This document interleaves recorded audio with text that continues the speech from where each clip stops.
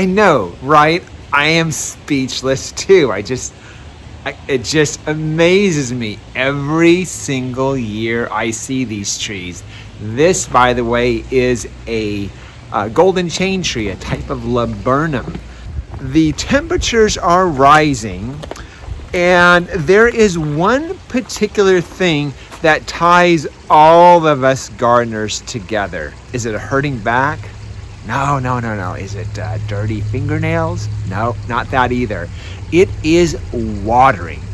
And I want to go into some nerdy, geeky details about watering, because I think it's the one thing that if you get this right, just get this right, you'll see a 95% difference, improvement in your garden and in things like hanging baskets or containers. So I want to get drilled down into the nitty-gritty about how to water.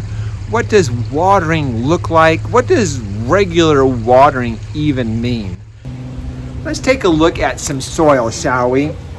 So what is in soil exactly? So potting soil, at least our container power, actually all potting soils generally, are made up of three main ingredients. One is pumice, so it's those little white flecks on that. It is a natural occurring volcanic rock. And if you kind of notice, kind of looks like a broken tooth, doesn't it? It has little pockets, and it's not a really smooth type of rock, but it's got little air pockets and divots in it.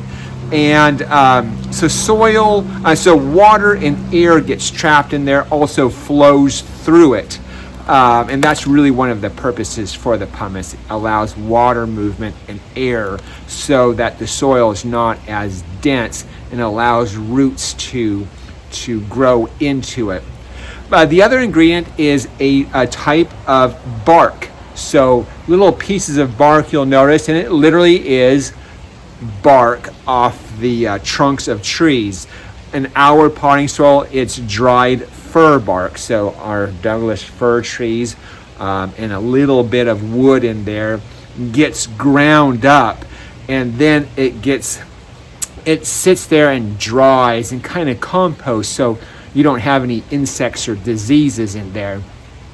And then the last ingredient is the peat moss. Peat moss in potting soils is what is the key that really holds in nutrients for plant growth. So that's really important. Now, peat moss has a weird, strange property about it. And one, it's hydrophobic. It doesn't like water. And yet the second property is just the opposite. It's hydrophilic. It loves water. And it kind of reminds me of those old movie scenes where a man and a lady are kissing, and it's an intense scene, and I don't know, sometimes the man suddenly grabs the woman, and the woman kind of struggles, and they're kissing, and then suddenly she's hugging him. So kind of not, but yes, but anyway, I'm not sure why that popped in my mind, but that's kind of the relationship of peat moss and water. Doesn't like it, but then suddenly likes it. But let me show it to you visually what I mean. What is this called? A strainer? A sieve?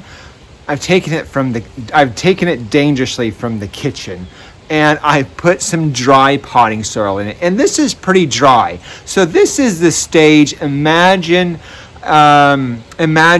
running for no reason, like jogging, and it's a really hot day. You meant to get there. You meant to start in the morning time when it's nice and cool, but you turned over and slept a little bit longer. And then you took your time and you got delayed and you didn't really want to run.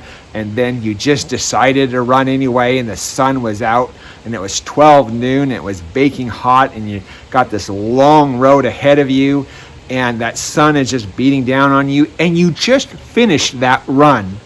That's about that. And you just think of a tall glass of water, or water from a garden hose, or just water anywhere out of the fountain and you want to drink it really fast.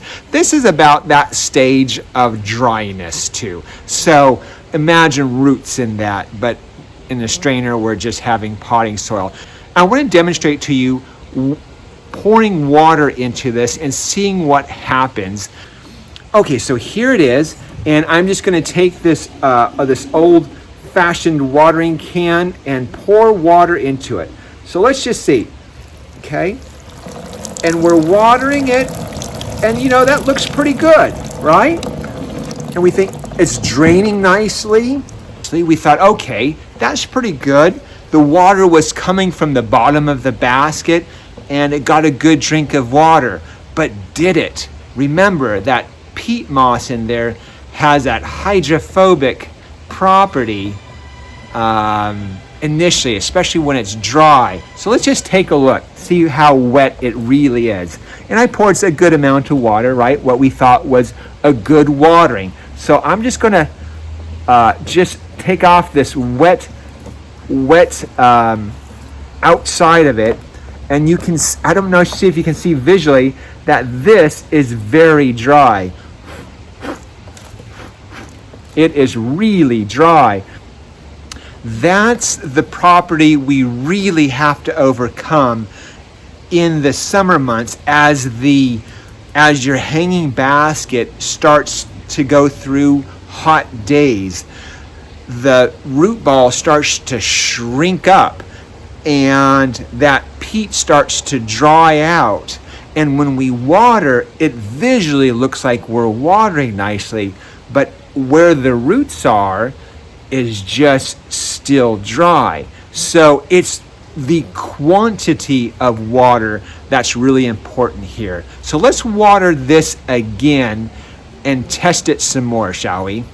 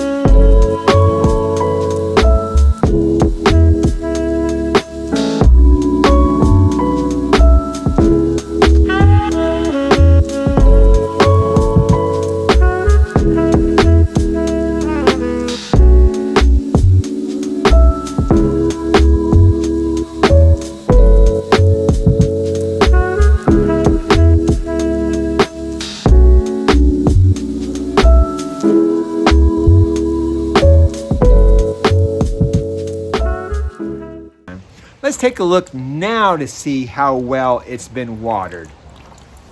So we saw how much water, right, came out of that sieve.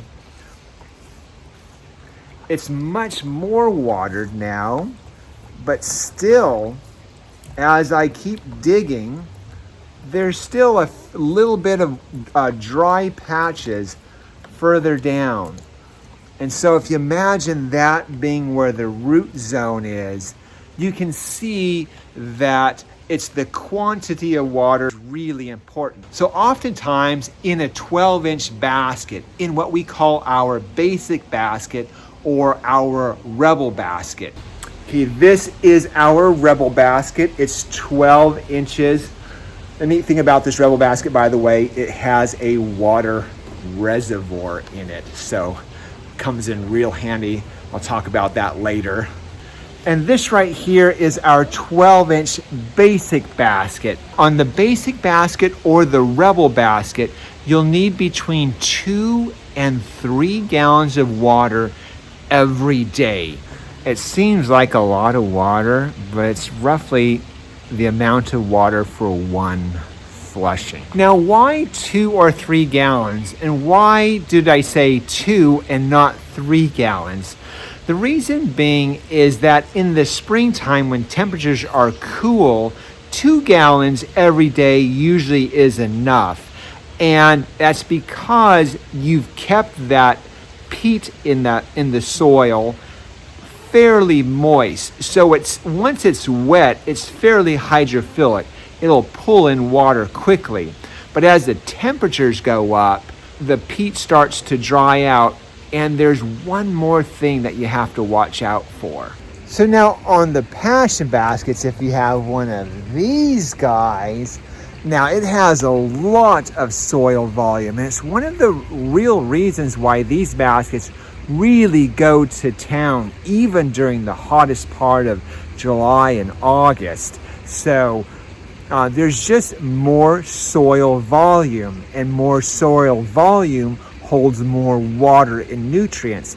But wait, there's still something more on this basket. Now this basket has a 3-gallon water reservoir. So as you water in, it fills up that reservoir, and you never ever have to worry about over watering a hanging basket.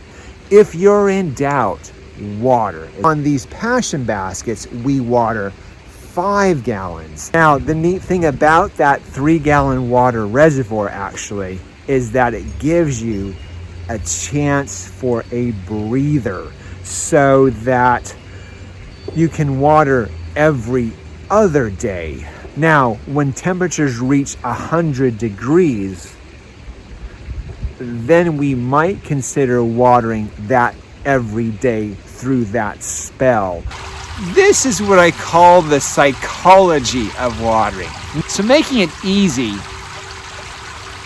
makes it doable. Now let's get a little bit extra geeky, shall we, about the amount of watering, because amount is really important as well as frequency. And we said quantity, 2 to 3 gallons for the smaller baskets and 5 gallons for the larger basket. But in real life, when we're standing there with the hose, what does that mean? Here's a way to be really geeky. Is we're going to take this hose and we're going to turn this on full blast. What we can do is take a 5-gallon bucket, we know it had 5 gallons, and we simply just turn on our hose and time ourselves when that fills up. Let's do that, shall we? So I'm going to fill up this bucket, right? And time myself how long it takes to fill. I'm not going to sit here and fill it up in front of you because, number one, I know it usually takes about 45 seconds to a minute. Depends on if someone's like in the shower or if the dishwasher's on or what have you. And the second reason I'm not going to show it to you is because this prop right here has a big hole in it. Now it's getting dark, and here's one particular thing that I want to bring up, and it's really about gardening in general, because I think gardening allows us to get to know ourselves. I say whether you water in the morning or in the afternoon, or you're some sort of crazy night gardening is a sport, by the way. Whatever time of the day you choose to water, the only thing I say about a hanging basket is be consistent about it. So if you really enjoy watering during the quiet evening hours, water during the quiet evening hours every day. If you're an early morning person and you like to get things done at 5 a.m. and have your shopping done and your clothes folded, then water in the morning every day. So there's all kinds of people, but if you can, try to be consistent. And the reason being is that if you water in the morning on one day, but then decide to water at night the next day, there is a 12-hour difference. And that 12 hours on a really hot day can make a difference in wilting. Guys, that's the show for today. Always live your passion.